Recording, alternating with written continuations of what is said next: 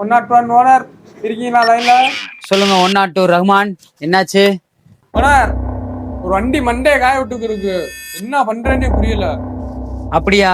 இல்லைங்க, இந்த நான் வரேன், என்னன்னு வரேன். ஓ, இந்த வண்டியை தான் சொல்றியா? இந்த கஸ்டமர் விட்டுட்டு போன வண்டி தானே. இந்த குட்டி ஆர்எக்ஸை பத்தி சொல்றேன், கேட்டுக்கோ.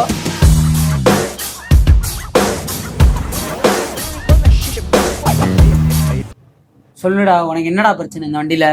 ஆமா, இந்த வண்டியில மேக்னெட் காயிலையும் காணும், சீடியும் காணும். கஸ்டமர் கரண்ட் வரலன்னு விட்டு போயிட்டாரு. இந்த ஒத்த காயில வச்சு எப்படி கரண்ட் எடுப்பேன் நான்? இந்த ஒத்த காயில தான் விஷயமே இருக்கு.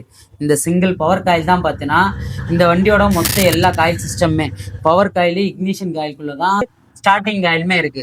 இது மொத்தத்துல சொல்லணும்னா இது ஒரு இக்னைட்டர் யூனிட். இந்த இக்னைட்டர் யூனிட் டைப்லாம் எதுல வரும்னு பார்த்தீங்கன்னா மோஸ்ட்லி 2 ஸ்ட்ரோக் வண்டியில தான் வரும். இந்த வண்டி வந்து பார்த்தீங்கன்னா ஒரு 50cc 2 ஸ்ட்ரோக் வண்டி, கிட்ஸுக்காண்டி யூஸ் பண்ணது. நம்ம பழைய டைப் மாடல் சன்னி வண்டிலாம் பார்த்துருப்பியான்னு தெரியல. அந்த வண்டியிலலாம் இந்த மாதிரி தான் பிக்கப் காயிலாம் வராது. வெறும் ஸ்டார்டிங் காயில், பவர் காயில் மட்டும்தான் இருக்கும். நம்ம மேக்ஸ் ஹண்ட்ரட் எடுத்துக்கோ, மேக்ஸ் ஹண்ட்ரட்ல பிக்கப் காயில் வருது, அதுல வெறும் ஸ்டார்டிங் காயில், பவர் காயில். ஓ, இந்த வண்டியில என்னன்னா இதெல்லாம் இம்போர்ட்டட் பைக்ன்றனா என்னன்னா அந்த ஸ்டார்டிங் காயில நமக்கு இந்த பவர் காயிலுக்குள்ளேயே கொடுத்துட்டாங்க. ஸோ அவ்வளோதான், முடிஞ்சு போச்சு. இந்த பவர் காயிலுக்குள்ளேயே எல்லாமே வந்துடும்.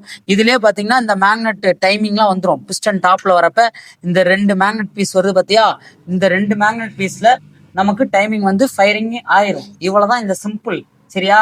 இந்த சிங்கிள் வயர் பவர் காயில மாட்டிருக்க வயர் பார்த்தீங்கன்னா வண்டி கட் ஆஃப்க்கு தான். அந்த கஸ்டமரை வர சொல்லு, என்னன்ட்டு நம்ம விவரமா சொல்லி டைம் கேட்டுருவோம். சரியா?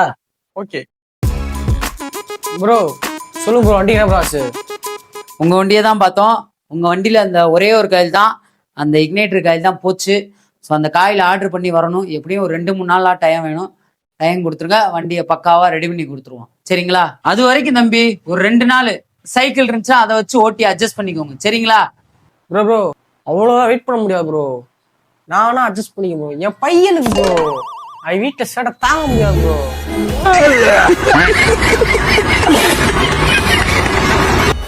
என்னது குழந்தைக்கு குழந்தையா?